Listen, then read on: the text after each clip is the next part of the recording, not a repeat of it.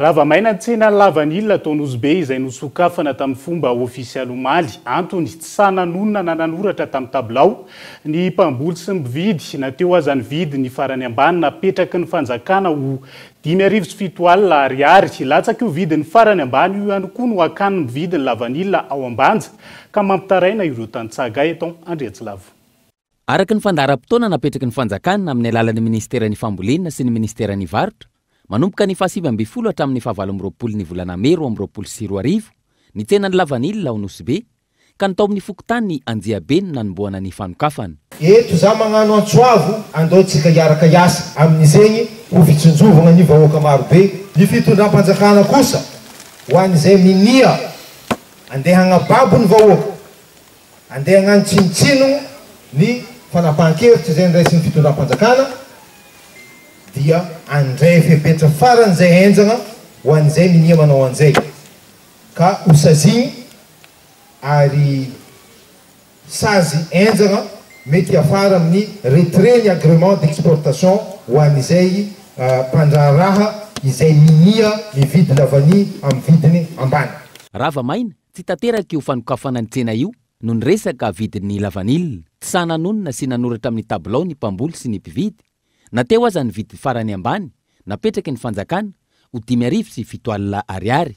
Olana tahaka izany ihany koa ny sedrain'ireo tantsaha ao ambanja. Ireo mpamboly anaty fikabanana ihany no alain'ireo mpividy amin'ny vidy farany ambany ny vokatra. Misy koa zany tsy masahy le vidiny 75,000 ariary fa latsaka ty ambany be zany no vidiny ividianan'le olo lavaniny tantsaha ao ambanja zany.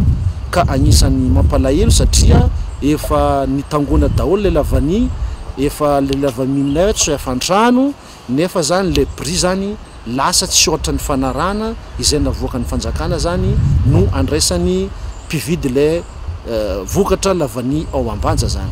Natao io vidy farany ambany io tsy ahafaty antoka ny tantsaha sy ireo mpividy ka tokony ho jerena kaiky araka ny fampanantenana natao tamin'ny vahoaka. Fampanantenana lehibe napetraka amin'ny vahoaka io ka mba jerevanareo mba todianareo zany no tombotsoan'ny vahoaka fa mampalahelo dia mampalahelo ny vahoaka eo ny fiakaran'ny PPN efa tsy lazaina tsony.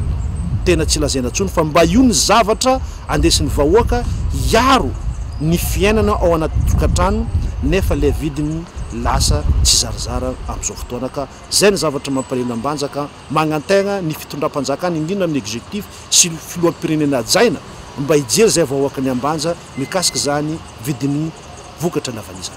Atreto aloha tsy mbola mandeha ny tsenan'ny lavanilina ao ambanja sy Nosbe na efa nisokatra tamin'ny fomba ofisialy ny tsena araka ny tetiandro napetraka. Tsy samy vidy amin'ny ovidy farany ambany 5,7 ariary io ny mpividy.